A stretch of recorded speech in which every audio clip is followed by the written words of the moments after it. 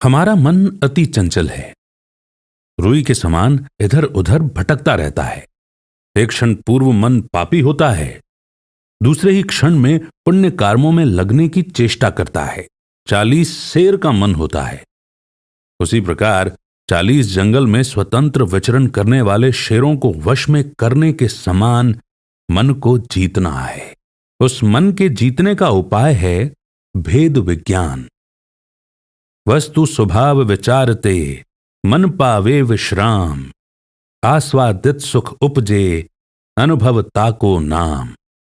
जब तक आंतरिक ज्ञान रूपी सूर्य का उदय नहीं होगा, तब तक मन वश में नहीं होगा। भेद विज्ञान रूपी सूर्य की किरणों से अंतर मन प्रज्वलित होने के साथ मानसिक प्रवृत्ति पलट जाती है और पापी से पापी जीव भी पाप मार्ग को छोड़कर सन्मार्ग में लग जाते हैं। आप सुन रहे हैं कहानी मन की मोड़। ये कहानी सुपार्श्मती माताजी द्वारा लिखित पुस्तक नैतिक शिक्षाप्रद कहानियों से ली गई है। इस कहानी का ऑडियो रूपांतरण यादगार लम्हे डॉक्यूमेंट्री मेकर द्वारा किया गया है। इस कहानी के प्रस्तुतकर्ता हैं नवीन जैन चूड़ीवाल। सागरमल जी एवं बनारसी देवी चूड़ीवाल की पुण्य स्मृति में प्रस्तुत है कहानी मन की मोड़। एक ग्राम में एक विशाल जन मंदिर था। दिन के 10 बजे थे। श्रावक गण पूजन प्रक्षालन स्वाध्याय आदि धार्मिक क्रियाओं को करके अपने अपने घर चले गए थे। वृद्ध मालिन दहलान में पूजन के बर्तन मांज रही थी। इतने में साधारण वेशभूषा धारण किए 3 व्यक्तियों ने मंदिर में प्रवेश किया। वे व्यक्ति दर्शनार्थी नहीं थे, अपितु तस्कर थे। इसीलिए वे जिनेंद्र प्रभु के दर्शन के लिए मंदिर में नहीं आए थे। उनका उद्देश्य था कि मंदिर की संपत्ति कितनी और कहां है, उसको हम कैसे लूट सकते हैं। इसलिए वो तीनों चारों तरफ घूम घूम कर देख रहे थे। तीनों का नाम क्रम से भूप सिंह, शूर सिंह और विक्रम सिंह था। इनमें भूप सिंह सब में प्रधान था। सारी सामग्री का निरीक्षण करके भूप सिंह ने कहा, भैया इस मंदिर में सामग्री देखो। ये सोने के छत्र, सुवर्ण निर्मित प्रतिमा, ये सुवर्ण के थाल। ओह, आज तो हमारे भाग्य का सितारा चमक गया। इसे लूटने से हमारे जन्म जन्म का दारिद्र्य नष्ट हो जाएगा। भूप सिंह की बात सुनकर शूर सिंह कहने लगा कि इन मूर्तियों को चुराना सरल नहीं है और इसके द्वार भी कितने मोटे मोटे हैं। इनका खोलना आसान नहीं है। भूप सिंह ने कहा, चोरों के लिए किसी द्वार को तोड़ना असाध्य नहीं है। विक्रम सिंह, इनके चुराने का एक उपाय है कि अपने में से एक आदमी रात्रि में जैन बनकर के आ जाए और सारी वस्तु चुरा के ले जाए। तीनों ने इस बात का समर्थन किया और बाहर दलान में आ गए। मालिन बर्तन मांज रही थी। उससे कुछ बात करके वे चले गए। संध्या काल के समय भूप सिंह एक ब्रह्मचारी का वेश धारण करके मंदिर में आया और भगवान के सम्मुख खड़े होकर अति निर्मल भावों से दर्शन किए। तत्पश्चात सुरीले कंठ से स्तुति करके ध्यान मग्न हो गया। माया के पुतले ने 48 मिनट तक सामायिक की। इतने में दर्शनार्थियों की भीड़ जुट गई। सबने मिलकर प्रभु की आरती उतारी। तदनंतर प्रवचनकर्ता पंडित महोदय ने मंगलाचरण करके शास्त्र पढ़ना प्रारंभ कर दिया। भूप सिंह भी अपनी सामयिक आरती क्रिया करके शास्त्र सुनने के लिए बैठ गया। थोड़ी देर में शास्त्र प्रवचन समाप्त हुआ। शास्त्र प्रवचन के अनंतर भूप सिंह ने अत्यंत सुरीले स्वर में गाना शुरू किया। संत निरंतर चिंतन ऐसे आत्मरूप आवाधित ज्ञानी, रागादिक तो देहाश्रित है, इनमें होत न मेरी हानि।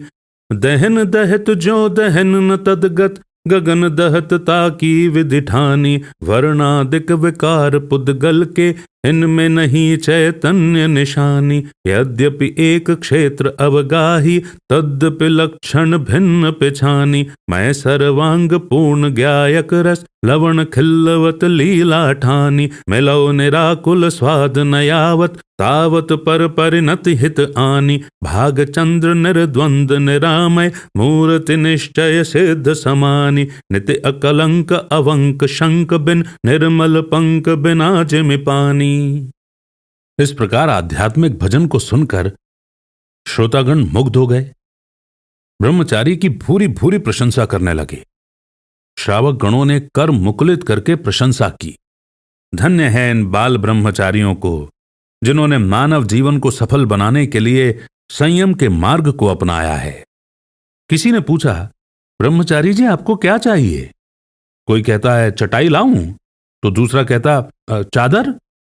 इतने में एक ने कहा, कल हमारे यहां भोजन करना। इस प्रकार श्रावक गण अनुनय विनय कर रहे थे तथा ब्रह्मचारी मन ही मन मुस्कुरा रहा था। ओहो, मैं इनके जिन बिंब को चुराने वाला, और ये मेरा कैसा सत्कार कर रहे हैं। अस्तु धीमे स्वर में ब्रह्मचारी बोला, मुझे कुछ नहीं चाहिए, मुझे कुछ नहीं चाहिए, सिर्फ छोटी सी कोठरी शयन करने के लिए चाहिए। कुछ देर तक परस्पर वार्तालाप के बाद श्रावक गण ब्रह्मचारी के चरण स्पर्श करके घर चले गए। एक श्रावक ने इसके सोने के लिए काष्ठमय तख्त पर चटाई बिछा दी। सारी व्यवस्था होने के बाद अपने घर चला गया। करवट पर करवट बदलते टन टन 12 बज गए। आंखों में निंद्रा नहीं, मन में अंतर द्वंद चल रहा है। लक्ष्य बिना चलना चरणों का अभिशाप है। विश्वास देके छलना सबसे बड़ा पाप है। अरे पापी, मन मुख में राम बगल में छुरी, ये कौन सा पाप है? हाय हाय, मैं कितना पापी हूं। धर्म की ओट में शिकार खेलने आया हूं। यदि मैंने यहां चोरी की तो कितने धर्मात्माओं पर आपत्ति आएगी। संयमी जनों का विश्वास उठ जाएगा। इस प्रकार विचारधाराओं में मग्न था वो मायावी ब्रह्मचारी। इतने में ही किसी ने द्वार खटखटाया। शीघ्र चौंक कर उठा और द्वार खोला। द्वार पर खड़े थे उसके साथ शूर सिंह और विक्रम सिंह। इन दोनों को देखकर भूप सिंह का हृदय दहल गया। अहो, जन मंदिर की मूर्तियां चुरा ली जाएं, विश्वास देकर कितना बड़ा पाप। नहीं नहीं, ये पाप नहीं होने दूंगा। मौन वृत्ति से चुपके चुपके तीनों ने मंदिर में प्रवेश किया। मूर्तियों का निरीक्षण करके शूर सिंह ने भूप सिंह का हाथ पकड़कर कहा, मित्र, क्यों उदास खड़े हो? तुम्हारा प्रयत्न सफल हो चुका है। शीघ्रता करो, 12:30 बज चुके हैं। कुछ देर में ही प्रजा जागृत हो जाएगी।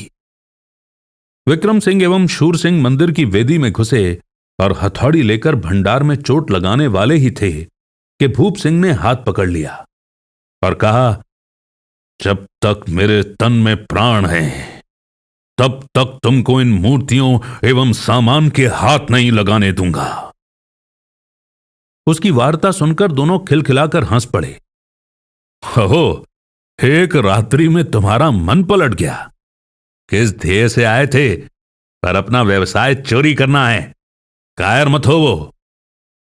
आओ हम तीनों मिलकर मूर्तियां उठावें।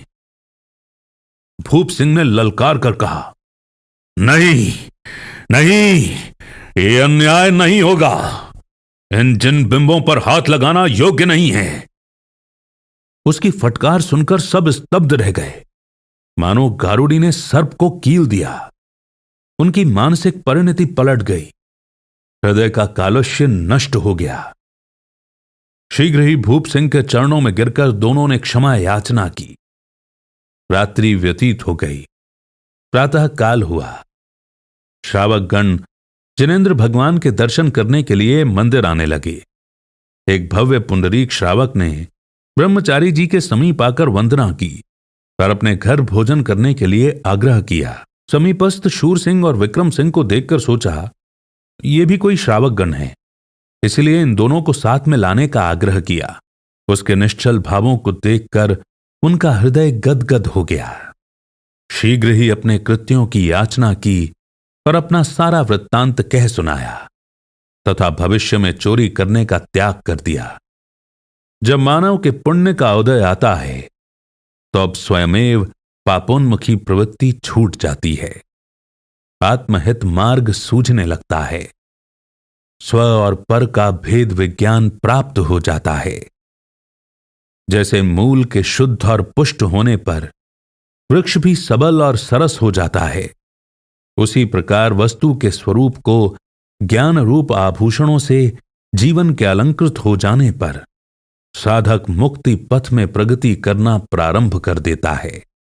आज तक इस प्राणी ने अपने हिताहित का विचार नहीं किया, इसीलिए विषय वासनाओं में फंसा हुआ है, अपने स्वभाव को भूला हुआ है।